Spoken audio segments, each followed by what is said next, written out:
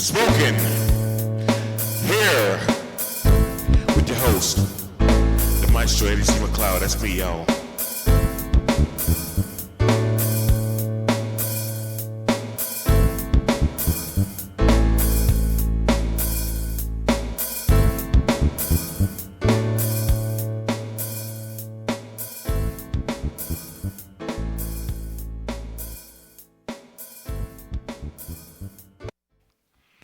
All right, y'all, welcome to another episode of Truth Spoken Here.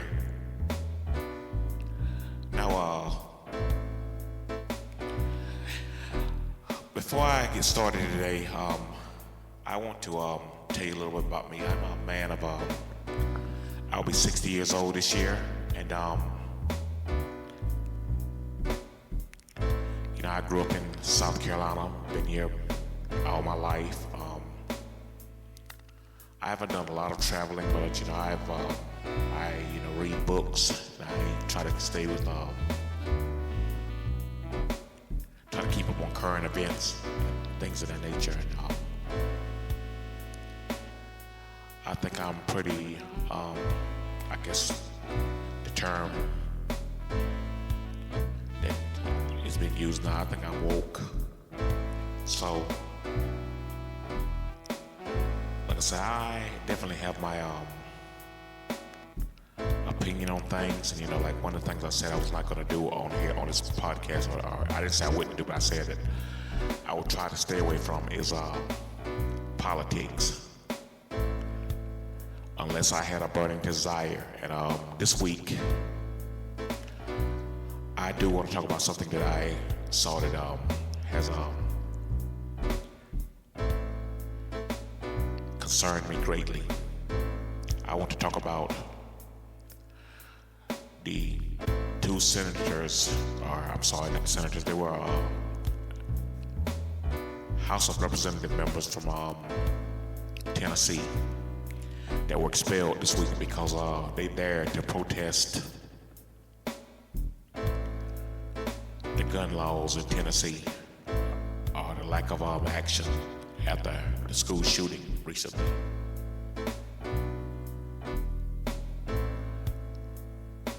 Now, I want you to keep in mind that the two that were expelled were two black gentlemen. There was also a third person who was up for expulsion, a white woman, and she just missed by one vote being expelled also.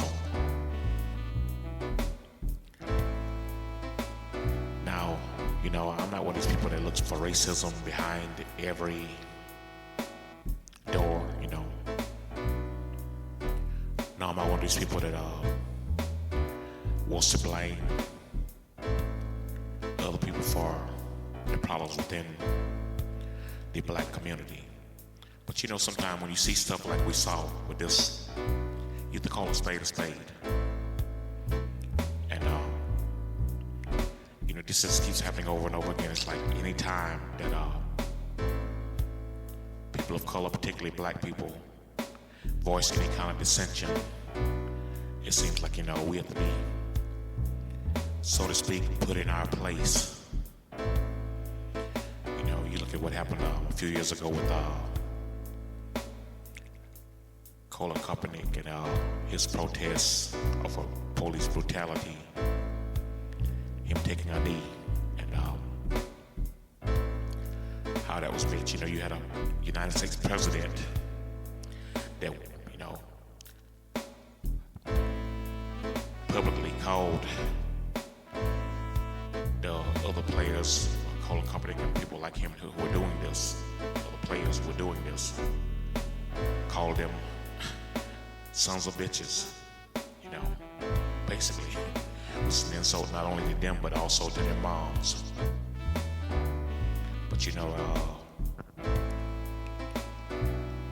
that's the culture that we're living within right now.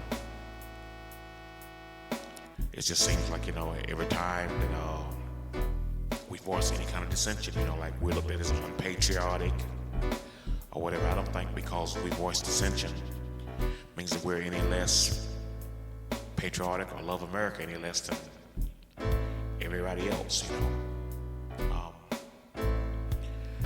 This country was founded upon dissent because, you know, like you look at something like the Boston Tea Party, you look at how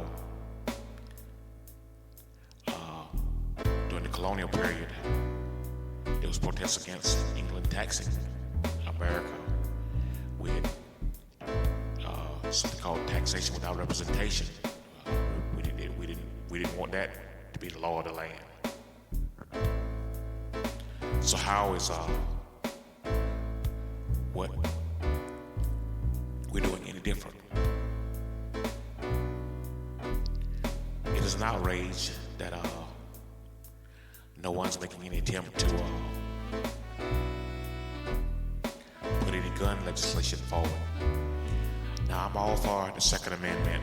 Now, I'm not a gun owner myself, but I've seen some things lately that make me want to. I'm wrestling with purchasing one, just put it that way, because you know, just for my own protection. I'm not a gun nut or anything like that. You know, I'm not fanatical about guns. You know, it's just the climate now is such that I feel like I do need to purchase one for my protection. But let's do something about this situation, because we keep having these school shootings, and our most precious commodity, our children, are being sacrificed. And like these 3 representatives, 2 of which were expelled, you should be outraged at this too. Whether you're a Second Amendment supporter, you know, proud gun owner, whatever. You know, I don't care if you got an arsenal of 40 guns. I mean, like this thing here is cause for concern. Because our children are at stake in our future.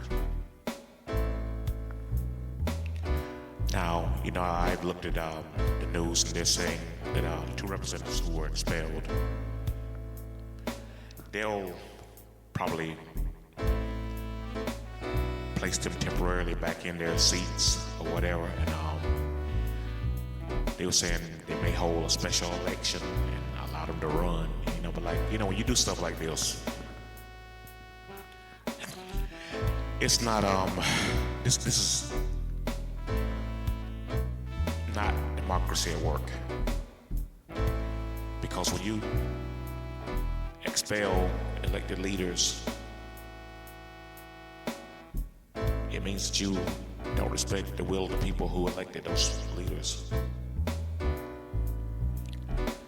As bad as some of us may have viewed President Trump, one of the worst things for any country, especially, well, I'm gonna say for a democracy, would have been had he been removed from office.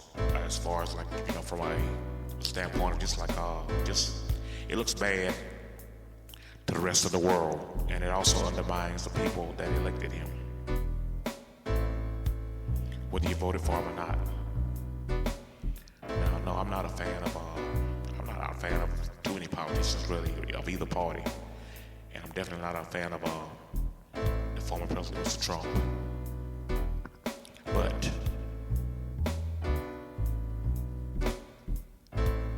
there's something called due process, you know, and I don't know if this thing was handled correctly as far as the representatives that were expelled. But like I say, let's get back to the racial component in this. It just seems like they gave the white lady a pass. You know, they said something about the ethnicity or the race of hers was not a deciding factor in expelling these guys. You know, it's ironic. I find that funny because the white lady who done the same thing was not expelled.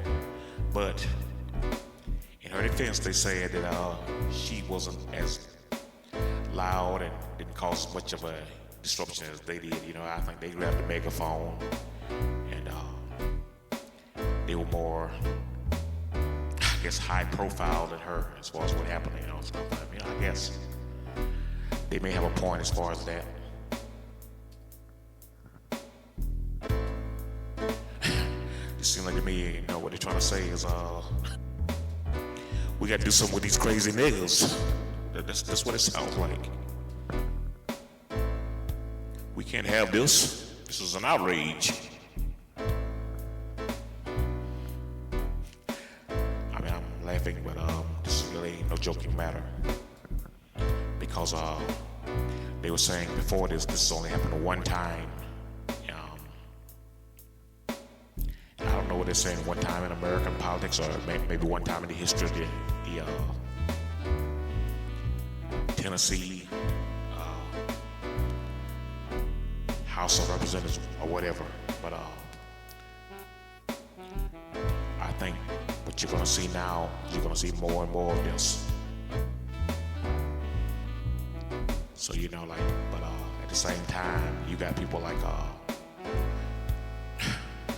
Marjorie Taylor Greene running around saying anything she chooses to, and I think she's a bad representation of American values. And I've seen where some of her constituents, people that voted for her, think just like me, think that she's bad for the state of Georgia, for the district that she represents. And I mean, that's just one example. You got all kind of outrageous stuff going on in politics, and all we got to worry about is somebody grabbing a megaphone and protesting against guns and pleading for our children's lives to be better protected. Then it is truly a sad day in America. So I don't know what's going to happen in the coming days as this thing continues to unfold. You know, I don't know whether they'll be allowed back into the House, or whether they're gonna go with this. It looks bad right now. Like I say, this is like indeed a dark day for American democracy. So anyway, that's what I wanted to address today on my podcast. Until next time, may God bless and keep you. Peace.